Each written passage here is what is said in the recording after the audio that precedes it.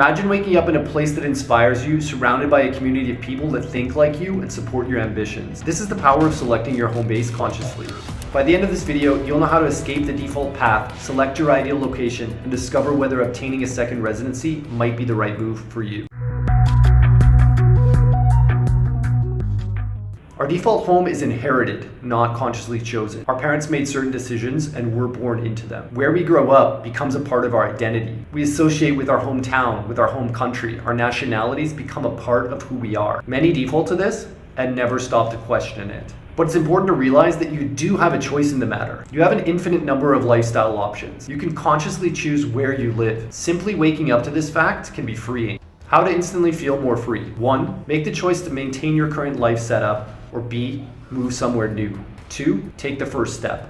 We can view things as stages of growth when looking at it through this lens. You start in your hometown, you eventually move to a new city, you start to expand your sense of self. From there, you go on, you trial life abroad, you test life in various countries, and with time, with experience, you become a global citizen. You have a more global life setup. And for many of us who've never traveled outside of our home country, even our hometown like me for many years, simply relocating can be a game changer in terms of our development. Getting a second residency allows you to level up in so many different areas of your life. First of all, it expands your circle, both in terms of how you view yourself, but also in terms of your direct network. It allows you to add another hub on the map. You're planting another flag. You have another place on the map that you can call home. You discover more of the world. You learn new languages, connect with new people, and you expand your identity. You can also view it as a plan B or a backup plan. If something goes wrong in your home country, you always have another option. So in that sense, you're creating more optionality in your life, which is never a bad thing. And after getting a second residency, with time, you can also get a second citizenship. And with that, a passport and security and all the benefits that come with that. Depending on where you live and your experiences, you may not know anyone who's ever done this before. Maybe you don't know anyone who's ever moved abroad and created a life for themselves. But for me personally, after living this way for so many years, everyone in my immediate circle, everyone I communicate with on a day-to-day basis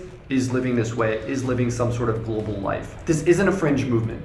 This is the future of freedom, and it's happening now quietly and deliberately among a select group of trailblazers. For a growing community of free-range humans, this is just life as normal. When selecting your second residency country, there are plenty of options you can choose from. These are just some of the examples. You can optimize for infrastructure, for example, in Korea where I live, taxis, transport, home deliveries, all types of systems just worked really well. Here in Panama, not as much, you can piece them together, but it's just not on the same level. Cost of living, most places you're likely to relocate to if you're living in Canada or the US right now are likely to have a lower cost of living. You can take advantage of geo arbitrage, especially if you're earning in your home currency. If you're earning in dollars, but you're spending in the local currency, that differential is what you save every month. Weather is a big one. I know in Canada, we call it the snowbirds, people who go south for the winter. A lot of people have second homes in Florida. I live in Panama right now. It's warm year round. You can optimize for the weather that suits you best. Work-life balance may be especially applicable if you're part of the job economy. In Korea and Hong Kong, where I lived for a number of years, for example, there's a workaholic culture. You can't leave the office until the boss does.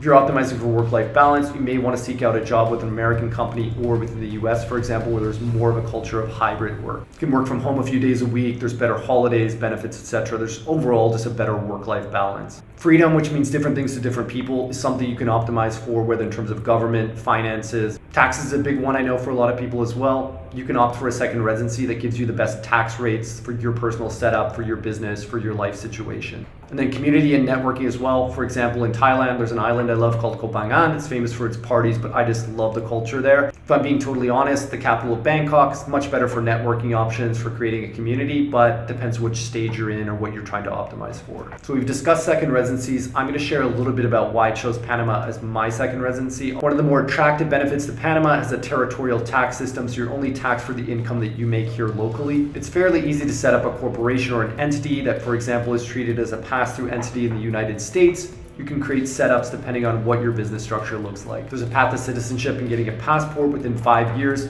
And overall, it's very achievable compared to a lot of residencies, and it's affordable. There are options that are not advertised that are a lot simpler than the investments and the typical advice you might read online. There's a high quality banking system. It's very internationalized. They deal in US dollars. It makes it easy to do business internationally. There's great networking potential here. It's a little bit underground, but if you know where to look, there's high quality entrepreneurs who have made it in their own country and moved abroad, or they've had a lot of success online and they reside here for part of the year or for most of the year. So if you can connect with these individuals, become part of these groups, it can be great for your own personal and professional development. There are plenty of options in terms of living preferences. There's beach, there's mountains, there's islands, there's the big city of Panama.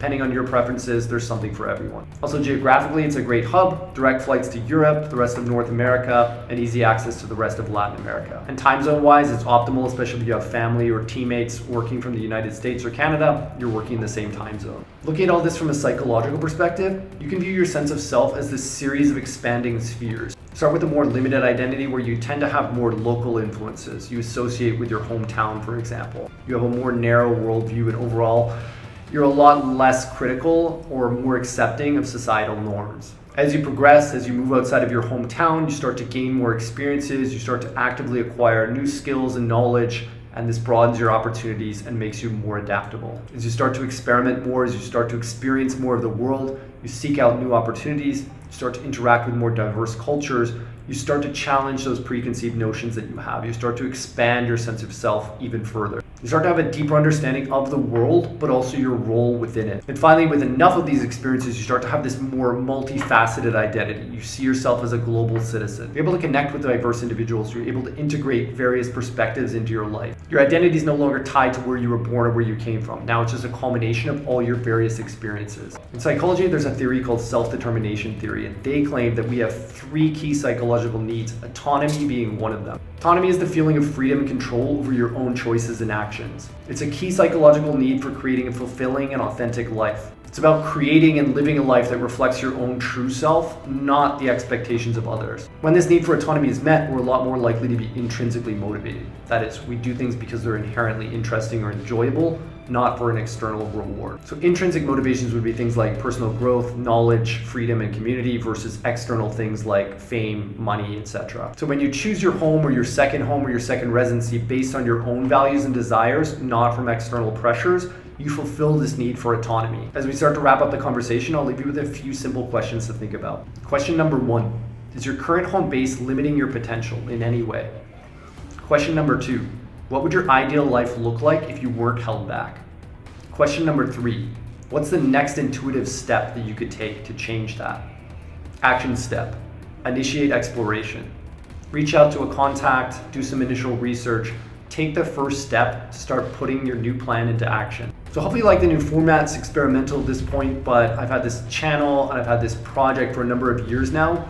Tried lots of different things. I've experimented with travel content, and that's my plan going forward too. I'm going to keep experimenting and really just trying to find the format that for me makes it easy as possible to stay consistent with it and to be able to talk about the themes and topics that I'm most passionate about. If you have any questions about the topics we discussed today or anything related, just let me know in the comments. I'm always happy to point you in the right direction where I can.